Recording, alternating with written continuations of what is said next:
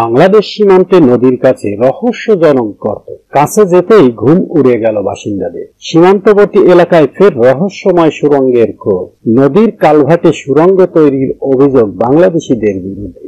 গরু, মাদক থেকে শুরু করে জালনোট পাচারকারীদের স্বর্গরাজ্যে পরিণত হয়েছে হেমতাবাদ থানার মকরহাট এলাকা। চোরা কারবারিদের লাগামহীন দৌরাত্ম্যের সঙ্গে বাংলাদেশি ফসল লুটেরাদের চোখ রাঙানিও অব্যাহত।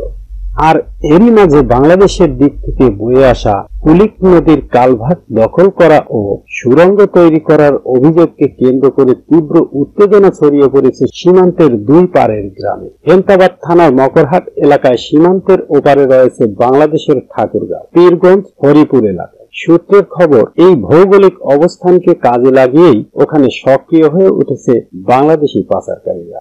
এই প্রসঙ্গে স্থানীয় কৃষক বাবুল মণ্ডল বলেন, বাংলাদেশি দুষ্কৃতীরা এসে কুলিক নদীর উপর কালভার্টের মধ্যে সুড়ঙ্গ কেটে ভারতে প্রবেশ করার চেষ্টা করছে। কালভার্টের নিচে কাঁটাতারের বেড়া না থাকায় রাতে গরু, মোষ চুরি করে নিয়ে যায় ওপারের দুষ্কৃতীরা।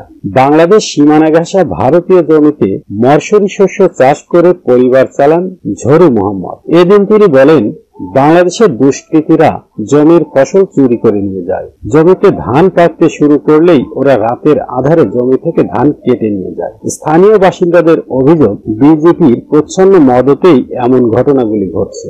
এই বিষয়ে বিএসএফ এর এক আধিকারিক বলেন, শুধু হেমতাবাদেই নয়, সমগ্র উত্তরবঙ্গ জুড়ে কাঁটাতারবিহীন এলাকায় কাঁটাতার লাগাতে দিচ্ছে না বাংলাদেশি দুষ্কৃতী ও বিজেপি। ওরা ইচ্ছাকৃতভাবে বিএসএফ এর সঙ্গে গন্ডগোল পাকিয়ে বাংলাদেশি দুষ্কৃতীদের ভারতে অনুপ্রবেশ করানোর চেষ্টা চালাচ্ছে। যখন বিএসএফ এর আধিকারিক ও জওয়ানরা এই গন্ডগোল সামলাতে ব্যস্ত থাকে, সেই ফাঁকে বাংলাদেশি দুষ্কৃতীদের অনুপ্রবেশ করানোর চেষ্টা চলছে।